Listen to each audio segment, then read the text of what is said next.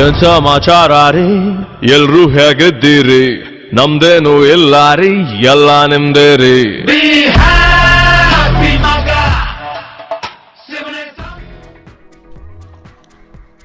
ನೀವೇನಾದರೂ ಜೀವನದಾಗ ಮಂದಿ ಮಾತು ಭಾಳ ಕೇಳ್ತೀರೇನು? ಮಂದಿ ಯಾರೋ ಏನು ಮಾಡಿದ್ರು ಅಂತೇಳಿ ನೀವು ಏನಾದರೂ ಮಾಡೋಕೆ ಹೋಗ್ತೀರೇನು? ಅಲ್ಲಿ ಯಾರೋ ಏನೋ ಪಿಜ್ಜಾ ತಿಂದ ಅಂತೇಳಿ ನಾನು ಪಿಜ್ಜಾ ತಿನ್ನಬೇಕು, ಪಿಜ್ಜಾ ತಿನ್ನಕ್ಕೆ ಬರಲಿಕ್ಕೂ ತಿನ್ನಬೇಕು. ಯಾಕೆ ಅವ್ರು ಏನಾದರೂ ಅನ್ಕೊತಾರೆ ಪಿಜ್ಜಾ ತಿನ್ನಕ್ಕೆ ಬರಲಿಕ್ಕಂತ. ಅವರೇನೋ ಜ್ಯೂಸನ್ನು ಅಥವಾ ಕೋಕಾ-ಕೋಲನ್ನು 1 ಸೆಕೆಂಡು ಬಾಯಿ ಎತ್ತದೆ ಗಡಗಡ ಅಂತ ಕುಡಿತಾರೆ. ನಾನು ಕುಡಿಬೇಕು, ಇಲ್ಲಾಂದ್ರೆ ಏನು ಅನ್ಕೊಂತಾರೋ ಏನೋ. ಅವ್ರು ದೊಡ್ಡ ಶ್ರೀಮಂತರ ಮನೆ ಐತಿ, ಅವ್ರ ಮನೆಗೆ ಒಳಗೆ ಜಳಕ ಮಾಡಬೇಕು, ನನಗೆ ಆ ನಲ್ಲಿನೇ ಆನ್ ಮಾಡೋಕ್ಕೆ ಬರಲ್ಲ. ಎಂಥ ಕಷ್ಟಪಡ್ಬೇಕು. ಅವ್ರದ್ದು ಇನ್ಯಾರ್ದು ಫಾರಿನ್ ಟಾಯ್ಲೆಟ್ ಅದ, ನನಗೆ ಕೂಡೋಕ್ಕೆ ಬರಲ್ಲ, ನನಗೆ ಯೂಸ್ ಮಾಡೋಕ್ಕೆ ಬರಲ್ಲ. ಹಾಗಾದ್ರೆ ನಾನೇನು ಮಾಡಬೇಕು? ಇದನ್ನೆಲ್ಲ ಯೋಚನೆ ಮಾಡಿ ನಿಮ್ಮ ಜೀವನನ ಕಳ್ಕೊಂಡ್ಬಿಡ್ತೀರಿ, ನೀವು ನೆಮ್ಮದಿನ ಕಳ್ಕೊಂಡ್ಬಿಡ್ತೀರಿ, ಹೌದಲ್ಲ? ಹಾಗಾದ್ರೆ ಮತ್ತೊಬ್ಬರನ್ನ ಮೆಚ್ಚಿಸ್ಲಿಕ್ಕೋಸ್ಕರ ನಾವು ಮಾಡ್ತೀವಲ್ಲ ಆ ಕೆಲಸಗಳು ಸರಿನಾ ತಪ್ಪ? ಮತ್ತೊಬ್ಬರು ನಮ್ಮ ನೋಡಿ ತಪ್ಪು ತಿಳ್ಕೊಬಾರ್ದು ಅನ್ನೋ ರೀಸನ್ಗೋಸ್ಕರ ನಮ್ಮ ಸಂತೋಷನ ಕಳ್ಕೊಳ್ಳೋದು ಯಾವ ರೀತಿ ಕರೆಕ್ಟ್ ಆಗ್ತದೆ? ನಮ್ಮ ಬದುಕಿಗೆ ನಾವು ಏನು ಅಳವಡಿಸ್ಕೊಂಡು ಬಂದೀವಲ್ಲ ಆ ರೂಢಿಗಳನ್ನು ಅವ್ನು ಯಾಕೆ ಬಿಟ್ಕೊಡ್ಬೇಕು? ಅವು ನಮ್ಗೆ ಆನಂದ ಕೊಡ್ತವೆ, ನಮ್ಗೆ ಸಂತೋಷ ಕೊಡ್ತವೆ, ನಮ್ಗೆ ನೆಮ್ಮದಿ ಕೊಡ್ತವೆ, ಅನುಕೂಲ ಆಗ್ತದೆ ನಮಗೆ. ಮತ್ತೊಬ್ರು ಯಾರೋ ಹೆಂಗೋ ಅನ್ಕೊತಾರೆ ಅಂತ ಹೇಳ್ಬಿಟ್ಟು ನಮ್ಮ ಸಂತೋಷನ ನಾವು ಯಾಕೆ ಕಳ್ಕೊಬೇಕು ಅನ್ನೋದಕ್ಕೋಸ್ಕರ ಈ ಕಥೆ ಇದೆ. ಬನ್ನಿ ಸ್ನೇಹಿತರೆ, ಇವತ್ತನ್ನ ಕಥೆನ ಶುರು ಮಾಡ್ತೀನಿ. ಹಂಗಾದ್ರೆ ಕತೆ ಶುರು ಮಾಡಿಬಿಡೋಣ. ಈ ಕತೆ ಯಾರು ಅಂದ್ಕೊಂಡಿರಿ? ಗುರು ಗೋಪಾಲ್ ದಾಸರು. ಅಮೇಜಿಂಗ್ ಸೀಕ್ರೆಟ್ಸ್ ಆಫ್ ಲೈಫ್ ಅನ್ನೋ ಪುಸ್ತಕ ಬರ್ತಾರಂಥ ಗುರು ಗೋಪಾಲ್ ದಾಸರು ಒಂದಿನ ಅಮೇರಿಕಕ್ಕೆ ಹೋಗಿರ್ತಾರೆ. ಹೀಗೆ ಉಪನ್ಯಾಸ ನೀಡಬೇಕು ಅಂತ ಅಮೇರಿಕಕ್ಕೆ ಹೋದಂಥ ಗುರುವಿಗೆ ಅಲ್ಲಿ ಭಾರತೀಯ ದಂಪತಿಗಳು ಸಿಗ್ತಾರೆ. ಭಾರತೀಯ ದಂಪತಿಗಳು ಸಿಕ್ಕರೆ ಕೇಳ್ತೀರಾ? ಸಹಜವಾಗಿ ಸ್ವಾಮೀಜಿಗಳೇ ಇವತ್ತು ನಮ್ಮ ಮನೆಗೆ ಆತಿಥ್ಯವನ್ನು ಸ್ವೀಕರಿಸಬೇಕು, ನೀವು ಊಟಕ್ಕೆ ಬರಬೇಕು ಅಂತ ಕೇಳ್ಕೊಳ್ತಾರೆ. ಸ್ವಾಮೀಜಿ ಕೂಡ ಭಾಳತ್ತು ತಿರಸ್ಕಾರ ಮಾಡದೆ ಸರಿ ನಾನು ಇವತ್ತು ಊಟಕ್ಕೆ ಬರ್ತೀನಿ ಅಂತ ಒಪ್ಕೊಳ್ತಾರೆ. ಒಪ್ಕೊಂಡು ಅವತ್ತು ರಾತ್ರಿ ಊಟಕ್ಕೆ ಹೋಗ್ತಾರೆ. ಸ್ವಾಮೀಜಿಯೇನೋ ಊಟಕ್ಕೆ ಒಪ್ಕೊಂಡ್ರು. ಅವತ್ತು ಸಾಯಂಕಾಲ ಊಟಕ್ಕೆ ಹೋಗ್ಬೇಕಾದ್ರೆ ಅವ್ರಿಗೊಂದು ಅನುಮಾನ ಶುರುವಾಯಿತು.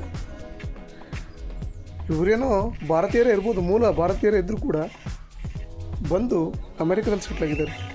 ಅವರ ಜೀವನ ಶೈಲಿ ಹೇಗಿದೆಯೋ ನಮ್ಮ ಜೀವನ ಶೈಲಿ ಹೆಂಗಿದೆಯೋ ಗೊತ್ತಿಲ್ಲ ಅಂತ ಹೇಳ್ಬಿಟ್ಟು ಅನುಮಾನದಿಂದಲೇ ಊಟಕ್ಕೆ ಹೋದರು. ಊಟ ಮಾಡುವಾಗ ಸ್ವಾಮೀಜಿಯವ್ರು ಹೇಳ್ತಾರೆ, ಬನ್ನಿ ಎಲ್ಲರೂ ಜಾಯ್ನ್ ಆಗೋಣ ಅಂತ. ಅದಕ್ಕೆ ಅವ್ರು ಹೇಳ್ತಾರೆ, ಇಲ್ಲ ಸ್ವಾಮೀಜಿ ನೀವು ಮೊದಲು ಊಟ ಮಾಡಿ, ನಂತರ ನಾವು ಊಟ ಮಾಡ್ತೀವಿ ಅಂತ ಹೇಳಿದಾಗ ಸ್ವಾಮೀಜಿ ಒಪ್ಕೊಳ್ಳೋದಿನ ತಟ್ಟೆಗೆ ಇವರು ಮಾಡಿದಂಥ ಎಲ್ಲ ವಿವಿಧ ಥರದ ಅಡುಗೆಯನ್ನು ನೀಡಿದರು. ಮುಂದೇನಾಯ್ತಪ್ಪ ಅಂತಂತಂದರೆ, ಊಟಕ್ಕೆ ಹೋದ ಸ್ವಾಮೀಜಿಗಳಿಗೆ ಅವರು ಭಾರತೀಯರಂತ ಗೊತ್ತಿದ್ರು ಕೂಡ ಒಳಗೊಂದು ಅನುಮಾನ ಇದ್ದೇ ಇರುತ್ತೆ. ಅವರ ಪರಂಪರೆ, ಅವರ ಸಂಸ್ಕೃತಿ ಹೆಂಗಿದೆಯೋ ಗೊತ್ತಿಲ್ಲ, ನನ್ನ ಸಂಸ್ಕೃತಿನೇ ಬೇರೆಯೇ, ಅವ್ರು ಯಾವ ರೀತಿ ನಡ್ಕೊಳ್ಸ್ಕೊಳ್ತಾರೆ ಗೊತ್ತಿಲ್ಲ, ಅಥವಾ ನಾನು ಭಾರತೀಯನಾಗಿದ್ದರಿಂದ ಲಕ್ಸುರಿ ಲೈಫಿಗೆ ನಾನು ಸೆಟ್ ಆಗಿರೋದ್ರಿಂದ ಅವರಲ್ಲಿ ಕೊಡುವಂಥ ವ್ಯವಸ್ಥೆ ನನಗೆ ಸೆಟ್ ಆಗುತ್ತಿಲ್ಲ ಅಂತ ಅವ್ರೇನು ತಿಳ್ಕೊಳ್ತಾರೆ ಅನ್ನೋ ಭಯದಲ್ಲೇ ಊಟಕ್ಕೆ ಹೋಗ್ತಾರೆ. ಊಟಕ್ಕೆ ಹೋದ ತಕ್ಷಣ ಅವ್ರು ಹೇಳ್ತಾರೆ, ಸ್ವಾಮೀಜಿ ಒಂದಿಷ್ಟು ಮಾತುಕತೆ ಆದಮೇಲೆ ಸ್ವಾಮೀಜಿ ಊಟ ಮಾಡೋಣ ಬರ್ರಿ ಅಂತಂದಾಗ ಸ್ವಾಮೀಜಿ ಕೂಡ ಒಪ್ಕೊಂಡು ಬನ್ನಿ ಎಲ್ಲ ಊಟ ಮಾಡೋಣ ಅಂತಂದಾಗ ಡೈನಿಂಗ್ ಟೇಬಲ್ ಮೇಲೆ ಕೂತಾಗ ಸ್ವಾಮೀಜಿ ಹೇಳ್ತಾರೆ, ಎಲ್ಲರೂ ಊಟ ಮಾಡಿದ್ರೆ ಚೆನ್ನಾಗಿರ್ತಿತ್ತು ಅಂತ. ಆದರೆ ಅವ್ರ ಮನೆಯವ್ರು ಒಪ್ಪಲ್ಲ. ಸ್ವಾಮೀಜಿಗಳೇ ಎಷ್ಟೇ ಆಗಲಿ ನೀವು ಸನ್ಯಾಸಿಗಳು, ಮೊದಲು ನಿಮ್ಮದೇ ಊಟ ಆಗಲಿ, ನಂತರ ನಾವು ಮಾಡ್ತೀವಿ ಅಂತ ಹೇಳ್ತಾರೆ. ಸ್ವಾಮೀಜಿಗಳು ಕೂಡ ಒಪ್ಕೊಂಡ್ಮೇಲೆ ಮುಂದೊಂದು ಶಾಕ್ ಆದಿತ್ತು. ತಟ್ಟೆ ಮೇಲೆ ಎಲ್ಲ ರೀತಿಯ ಉಪಹಾರಗಳು ಬಂದು ಹಾಕಿದರು. ಆದರೆ ಅವರು ಇಷ್ಟಪಟ್ಟಂಗೆ ಊಟ ಮಾಡಬೇಕಂತಂದರೆ ಅಲ್ಲೊಂದು ಅಡ್ಡಿಯಾಗಿತ್ತು. ಅದೇ ಫೋರ್ಕ್ ಚಮಚಗಳು, ಕೆಬ್ಬಣದ ಚಮಚಗಳು, ಮುಳ್ಳಿನ ಚಮಚಗಳು. ಊಟಕ್ಕೆ ಚಮಚ ಕೊಟ್ಟಿದ್ದು ಗೊತ್ತಿದ್ದು ಕೂಡ ಸ್ವಾಮೀಜಿಗೆ ಅದು ರೂಢನೇ ಇರೋದಿಲ್ಲ. ಆದರೆ ಅವ್ರ ಮನಸ್ಸಲ್ಲಿ ಒಂದೇ ಅಂದ್ಕೊಂಡಿರೋದು, ಈ ಚಮಚದಲ್ಲಿ ನಾನೇನಾದರೂ ಊಟ ಮಾಡಿಲ್ಲ ಅಂತಂದರೆ ಇವ್ರು ಏನು ಅನ್ಕೊತಾರೋ ಅನ್ನೋದು ಮನಸ್ಸಲ್ಲಿ ಕೂತ್ಬಿಡುತ್ತೆ.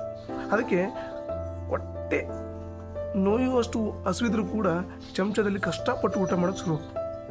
ಫೋರ್ಕ್ನಲ್ಲಿ ಊಟ ಮಾಡೋಕ್ಕೆ ಶುರುವಾದ ಸ್ವಾಮೀಜಿಗೆ ಊಟ ಇಷ್ಟಪಡೋಕ್ಕಿಂತ ಕಷ್ಟಪಟ್ಟಿದ್ದೇ ಜಾಸ್ತಿ ಆಗುತ್ತೆ. ಹೆಂಗಾದ್ರೆ ಮಾಡಿ ಊಟ ಮುಗಿಸಿದ್ರೆ ಸಾಕು ಅನ್ನೋ ಪರಿಸ್ಥಿತಿಗೆ ಸ್ವಾಮೀಜಿ ಬಂದುಬಿಡ್ತಾರೆ. ಆ ಚಮಚದಲ್ಲಿ ಕತ್ತರಿಸಿ ಇಟ್ಕೊಂಡು ತಿನ್ನೋದ್ರೊಳಗೆ ಸ್ವಾಮೀಜಿಗೆ ಹೈರಾಣ ಹೋಗಿಬಿಡ್ತಾರೆ. ಅದು ಹೆಂಗೋ ಕಷ್ಟಪಟ್ಟು ಆ ಊಟನೂ ಕೂಡ ಅಲ್ಲಿಗೆ ಮುಗಿಸ್ತಾರೆ. ಈ ರೀತಿ ಒಳ್ಳದ ಮನಸ್ಸಿನಿಂದಲೇ ಊಟ ಮುಗಿಸಿದಂಥ ಸ್ವಾಮೀಜಿ ತಟ್ಟೆಯಲ್ಲಿ ಕೈ ತಗೊಂಡು ಸೈಡಿಗೆ ಕೂಡ್ತಾರೆ. ಇನ್ನು ಮನೆಯವರು ಊಟ ಮಾಡೋಕ್ಕೆ ಶುರು ಮಾಡ್ತಾರೆ. ಮನೆಯವರು ಯಾವ ರೀತಿ ಊಟ ಮಾಡ್ತಾರೆ ಗೊತ್ತೇನು? ತಮ್ಮ 2 ತೋಳುಗಳನ್ನು ಮಡಚಿ ಕೈ ತೊಳ್ಕೊಂಡು ನೀಟಾಗಿ ಅನ್ನನ ಕಲಸೋಕೆ ಶುರು ಮಾಡ್ತಾರೆ. ಸ್ವಾಮೀಜಿಗೆ ಆಶ್ಚರ್ಯ ಆಗುತ್ತೆ. ಇವರು ಅಮೆರಿಕದಲ್ಲಿ ಇದ್ಕೊಂಡು ಚಮಚದಲ್ಲಿ ಊಟ ಮಾಡ್ತಾರಂತ ನಾನು ಅಂದ್ಕೊಂಡಿದ್ದೇನೆ. ನಾನು ಚಮಚದಲ್ಲಿ ಊಟ ಮಾಡಿದ್ರೆ ಇವರು ಕೈಲಿಂದನೇ ಶುರು ಮಾಡಿದ್ರಲ್ಲ ಅಂತ ಗಾಬರಿ ಆಗ್ತಾರೆ. ಅವರು ಮನೆಯವರು ಕೈಗೂ ಬಾಯಿಗೂ ನೀಟಾಗಿ ಬಾರಿಸ್ತಾರೆ. ಎಷ್ಟು ಚಂದ ಊಟ ಮಾಡ್ತಿರ್ತಾರೆ ಅಂತಂದರೆ ಆ 5 ಬೆರಳು ತೊಗೊಂಡು ಬಾಯಿಗೆ ಇಟ್ಕೊಳ್ಬೇಕಾದ್ರೆ ಸ್ವಾಮೀಜಿಗಳಿಗೆ ಒಂಥರ ಸಂಕಟ ಆಗ್ಲಿಕ್ಕೆ ಶುರುವಾಗ್ತದೆ. ಇದೇನಪ್ಪ, ಮೊದಲೇ ನನಗೆ ಗೊತ್ತಿದ್ರೆ ನಾನು ಕೂಡ ತೃಪ್ತಿಯಿಂದ 5 ಬೆರಳು ಬಾಯಿಗೆ ಇಟ್ಕೊಂಡು ಊಟ ಮಾಡ್ಬೋದಾಗಿತ್ತು. ಅದೆಷ್ಟು ಸಂತೋಷನ ಕಳ್ಕೊಂಡೆ. ಆದರೂ ಕೂಡ ಸ್ವಾಮೀಜಿ ತಡ್ಕೊಳ್ದೆ ಅವ್ರು ಕೇಳಿಬಿಡ್ತಾರೆ, ನೀವು ಅಮೆರಿಕದಲ್ಲಿ ಇದ್ಕೊಂಡು ಕೂಡ ಈ ರೀತಿ ಚಮಚದಲ್ಲಿ ಊಟ ಮಾಡೋದು ಬಿಟ್ಟು ಕೈಲಿ ಎತ್ತಿದ್ರಲ್ಲ ಏಕೆ ಅಂತ. ಆದರೆ ಅವರು ಮಾತಾಡ್ತಾರೆ ಗೊತ್ತಾ, ಆ ಮಾತೆ ಈ ಕತೆಗೆ ಸ್ಫೂರ್ತಿ. ಸ್ವಾಮೀಜಿ, ನಾವು ಅಮೆರಿಕಕ್ಕೆ ಬಂದಿರ್ಬೋದು, ಆದರೆ ನಾವು ಕೈ ತುಂಬ ಅನ್ನ ಇಟ್ಕೊಂಡು ಊಟ ಮಾಡಿದ್ರೇ ನಮಗೆ ತೃಪ್ತಿ ಸಿಗೋದು. ಇನ್ಯಾರೋ ಏನೋ ಹೇಳ್ತಾರೆ ಅಂತ ಹೇಳ್ಬಿಟ್ಟು ನಮ್ಮ ಸಂತೋಷನ ಕಳ್ಕೊಳ್ಳೋದು ನಮಗೆ ಇಷ್ಟ ಇಲ್ಲ. ಅದಕ್ಕೋಸ್ಕರ ನಾವು ಕೈಲೇ ಊಟ ಮಾಡ್ತೀವಿ. ಎಲ್ಲೇ ಹೋದ್ರೂ ಚಿಂತೆಗಿಲ್ಲ, ಎಲ್ಲೇ ಹೋದ್ರೂ ಪರವಾಗಿಲ್ಲ, ನಾವು ಚಮಚನ ಬಳಸೋದೇ ಇಲ್ಲ, ನಾವು ಕೈಯಿಂದನೇ ಊಟ ಮಾಡ್ತೀವಿ ಅಂತ ಹೇಳ್ತಾರೆ. ಇದನ್ನು ಕೇಳಿದಂಥ ಸ್ವಾಮೀಜಿ ಎಂಥ ಸಂತೋಷವನ್ನು ನಾನು ಕಳ್ಕೊಂಡ್ಬಿಟ್ಟೆ, ಎಂಥ ಸಂದೇಶನ ಅವ್ರು ಕೊಟ್ಬಿಟ್ರು. ಸಾಮಾನ್ಯ ದಂಪತಿಗಳಾಗಿದ್ರು ಕೂಡ ನನ್ನಂಥ ಸನ್ಯಾಸಿಗೆ ಎಂಥ ಸಂದೇಶನ ಕೊಟ್ಬಿಟ್ರು ಅಂತ ಅಂದ್ಕೊತಾರೆ. ಯಾಕಂದರೆ ಇನ್ಯಾರ್ದೋ ಮೆಚ್ಚಲಿಸ್ಕೋಸ್ಕರ ಹೋಗಿ ಸ್ವಾಮೀಜಿ ಸ್ವತಃ ಸ್ವಾಮಿಗಳಾಗಿದ್ರು ಕೂಡ ಅವರು ಚಮಚನ ಬಳಸಿ ಕಷ್ಟಪಟ್ಟು ಊಟ ಮಾಡಿದರು. ಒಂದು ವೇಳೆ ಅವ್ರನ್ನ ಮೆಚ್ಚಿಸೋ ಅಗತ್ಯ ಇವ್ರಿಗೆ ಇರಲಿಲ್ಲ ಅನ್ನೋದಾಗಿದ್ದರೆ ಆರಾಮಾಗಿ ಕೈಯಿಂದನೇ ಸಂತೃಪ್ತಿಯಾಗಿ ಊಟ ಮಾಡ್ಬೋದಾಗಿತ್ತು. ಅದನ್ನು ಈ ಕಥೆಯಲ್ಲಿ ಅವ್ರು ಹೇಳ್ತಾರೆ. ಸ್ನೇಹಿತರೆ, ನಮ್ಮ ಜೀವನದಲ್ಲೂ ಹಂಗೆ ಆಗಿರುತ್ತೆ. ಇನ್ಯಾರೋ ಏನೋ ಅನ್ಕೊಂತಾರೆ ಅಂತ ಹೇಳ್ಬಿಟ್ಟು ನಮ್ಗೆ ಇಲ್ಲದೇ ಇರೋದನ್ನು ತೋರಿಸ್ಕೊಳಕ್ಕೆ ನಾವು ಹೋಗ್ಬಿಡ್ತೀವಿ. ಅವ್ರು ಯಾರೋ ಚೆನ್ನಾಗಿರೋ ಬಟ್ಟೆ ತೊಗೊಂಡ್ರು ಅಂತ ನಾವು ಅವ್ರ ಮುಂದೆ ತೋರಿಸ್ಕೊಳ್ಬೇಕು ಅನಿವಾರ್ಯ ಅಂತ ಹೇಳಿ ಸಾಲ ಮಾಡಿ ಬಟ್ಟೆ ತೊಗೊಳ್ಳೋದು, ಸಾಲ ಮಾಡಿ ಬೈಕ್ ತೊಗೊಳ್ಳೋದು, ಸಾಲ ಮಾಡಿ ಮೊಬೈಲ್ ತೊಗೊಳ್ಳೋದು, ಮುಂದೆ ಅನುಭವಿಸೋದು ನಾವೇ. ಇನ್ಯಾರೋ ಏನೋ ಅನ್ಕೊಂತಾರೆ ಅಂತ ಹೇಳ್ಬಿಟ್ಟು ನಮ್ಮ ಜೀವನ ಸಂತೋಷ ನಾವು ಕಳ್ಕೋ ಅವಶ್ಯಕತೆ ಇಲ್ಲ. ಇನ್ಯಾರಿಗೂ ಮೆಚ್ಚಿಸ್ಲಿಕ್ಕೋಸ್ಕರ ಹೋಗಿ ನಮ್ಮ ಬದುಕನ್ನು ಹಾಳು ಮಾಡ್ಕೋ ಅವಶ್ಯಕತೆ ಇಲ್ಲ. ದಯವಿಟ್ಟು ಇನ್ಯಾವತ್ತೂ ಈ ಥರ ತಪ್ಪುಗಳನ್ನು ಮಾಡಲಿಕ್ಕೆ ಹೋಗ್ಬೇಡಿ. ನೋಡ್ರಿ, ಇವತ್ತು ಇನ್ಯಾರೋ ತಪ್ಪು ತಿಳ್ಕೋ ವ್ಯಕ್ತಿಗಳು ನಾಳೆ ನಿಮ್ಮ ಬದುಕು ಕೆಟ್ಟಾಗ ನಿಮ್ಮ ಹತ್ರನೂ ಸುಳಿಯಲ್ಲ. ಆ ಬದುಕು ನಿಮ್ಮದು. ನಿಮ್ಮ ಇಷ್ಟ ಬಂದಂಗೆ ಬದುಕಿ, ನೆಮ್ಮದಿಯಾಗಿ ಬದುಕಿ, ಅನುಕೂಲಕರವಾದ ಬದುಕನ್ನೇ ಬದುಕಿ. ಇನ್ಯಾರೋ ಕೇಳ್ತಾರೋ, ಇನ್ಯಾರೋ ನೋಡ್ತಾರ ಅನ್ನೋರು ಇನ್ಯಾವತ್ತೂ ನಿಮ್ಮ ಕಷ್ಟಕ್ಕೆ ಬರೋದಿಲ್ಲ ಅನ್ನೋದನ್ನು ಮರಿಬೇಡಿ. ಈ ಕತೆ ನಿಮ್ಗೆ ಇಷ್ಟ ಆದ ಅನ್ಕೊತೀನಿ. ಮತ್ತೆ ಮುಂದಿನ ಕಥೆಯ ಮೂಲಕ ಅಥವಾ ಮುಂದಿನ ಒಳ್ಳೆಯ ಪುಸ್ತಕದ ಮೂಲಕ ನಿಮ್ಮ ಮುಂದೆ ಪ್ರತ್ಯಕ್ಷ ಆಗ್ತೀನಿ. ಅಲ್ಲಿವರೆಗೂ ನಮಸ್ಕಾರ.